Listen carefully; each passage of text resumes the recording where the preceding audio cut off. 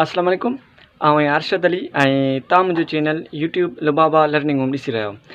अॼु असीं हिकु तमामु अहम ऐं सवलो टॉपिक पढ़ंदासीं, जंहिंजो नालो आहे प्रॉफिट एंड प्रॉफिट परसेंटेज। ठीकु आहे।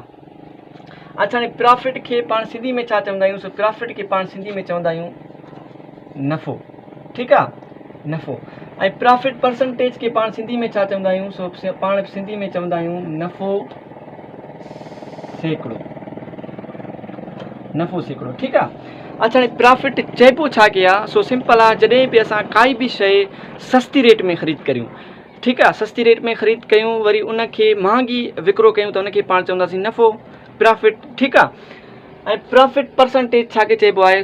प्रॉफिट परसेंटेज नफ़ो सैकड़ो उहो मिक़दारु आहे जेको ॿुधाए थो त ख़रीदारी ते केतिरो फ़ाइदो थियो, उहो बि सैकड़ो जे हिसाब सां। ठीकु आहे। हाणे मिसालनि सां असीं सम्झंदासीं। ठीकु आहे। असां वटि क्वेश्चन बि मौजूदु आहे। हिन क्वेश्चन जे अंदरि असीं नफ़ो ऐं नफ़ो सैकड़ो बि मालूम कंदासीं। अच्छा, मां चवां थो हिन क्वेश्चन खे सोल्व करण खां अॻु में जेको आहे असां सम्झूं त प्रॉफिट मालूम कीअं कबी आहे, तरीक़ेकार छा आहे, प्रॉफिट परसेंटेज कीअं मालूम कबी आहे, उनजो बि तरीक़ेकार छा आहे, उहो सम्झणु पहिरियां ज़रूरी आहे। ठीकु आहे।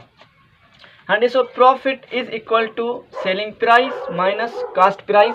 ठीकु। Profit is equal to profit upon में कास्ट प्राइस मल्टीप्लाई 100। ठीकु आहे। हाणे प्रॉफिट असांखे मालूम करणी हुजे त असां सेलिंग प्राइस रखंदासीं पहिरियां, पोइ माइनस कास्ट प्राइस, यानी कास्ट प्राइस खे सेलिंग प्राइस मां माइनस कंदासीं। सिंपल आहे, त असांखे प्रॉफिट जी ख़बर पइजी वेंदी। उन खां बाद में प्रॉफिट कीअं मालूम कजे? प्रॉफिट परसेंटेज कीअं मालूम कजे? प्रॉफिट रखंदासीं न्यूमरेटर में ऐं डिनोमिनेटर में छा रखंदासीं? कास्ट प्राइस मल्टीप्लाई 100 सां असांखे जेको आहे प्रॉफिट परसेंटेज जी बि ईज़िली ख़बर पइजी वेंदी। ठीकु आहे। हाणे अचो त हिन क्वेश्चन खे सम्झूं था, उन खां बाद में प्रॉफिट ऐं प्रॉफिट परसेंटेज मालूम करियूं था। ठीकु आहे। सवाल आहे, हिकु उस्ताद 5 किताब 500 रुपयनि में ख़रीद कया ऐं उन्हनि खे मजमूई तौरु 650 में विकिरो कयो। ठीकु आहे। मजमूई माना गॾियल तौरु या टोटल। ठीकु आहे। जेको आहे हाणे नफ़ो ऐं नफ़ो सैकड़ो मालूम करियो। ठीकु आहे। हाणे ॾिसो, जीअं मां तव्हांखे तरीक़ेकार ॿुधायमि त प्रॉफिट जॾहिं बि मालूम करणी हुजे त पहिरियां सेलिंग प्राइस रखो माइनस कास्ट प्राइस। हाणे सेलिंग प्राइस घणी आहे? 650। ठीकु आहे। त असां फस्ट ऑफ ऑल छा रखंदासीं? सेलिंग प्राइस रखंदासीं 650। ठीकु आहे। उन खां बाद में कास्ट प्राइस यानी ख़रीद कयल क़ीमत केतिरी आहे? 500 रखंदासीं। ठीकु आहे। हाणे 650 माइनस कंदासीं जेको आहे 500 रुपया, त असांखे जवाबु मिलंदो 150। ठीकु आहे। यानी जेको आहे उस्ताद खे घणी जेको आहे नफ़ो बीठी 150 रुपया। ठीकु आहे। हीअ त आहे नफ़ो मालूम करण जो तरीक़ो। ठीकु आहे। सेलिंग प्राइस रखो माइनस कास्ट प्राइस, त तव्हांखे जेको आहे नफ़े जी ख़बर पइजी वेंदी। अच्छा, उन खां बाद में असां सेकंड नंबर ते छा? प्रॉफिट परसेंटेज मालूम कंदासीं। ठीकु आहे।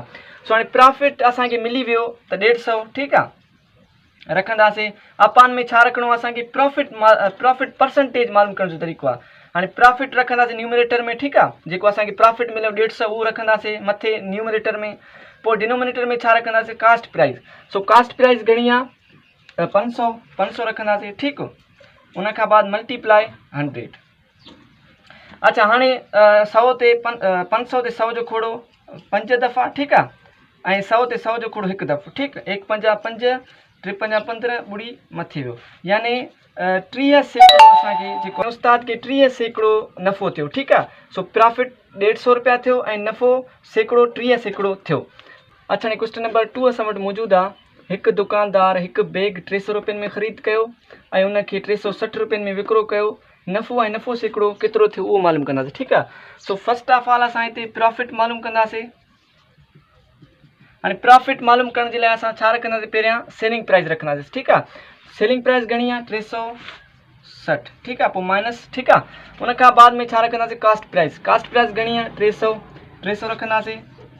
ठीकु आहे। हाणे माइनस कंदासीं त जवाबु ईंदो 60। ठीकु आहे। यानी उस्ताद खे यानी दुकानदार खे जेको आहे नफ़ो केतिरो थियो? 60। ठीकु आहे। उन खां बाद में छा मालूम कंदासीं? छा थो चए क्वेश्चन जे अंदरि?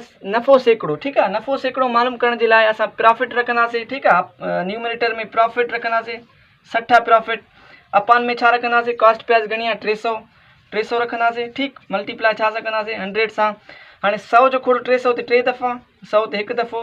ठीकु आहे। 1 3 3, 6 ते 2 दफ़ा 3 जो खोड़ो ॿुड़ी मथे ॾींदासीं। हाणे यानी दुकानदार खे 20 सैकड़ो 20 सैकड़ो नफ़ो थियो, ठीकु आहे। ऐं प्रॉफिट यानी नफ़ो केतिरो थियसि, 60 रुपया नफ़ो थियसि। सो हीअ आहे तरीक़ो प्रॉफिट ऐं प्रॉफिट परसेंटेज मालूम करण जो तरीक़ो। सो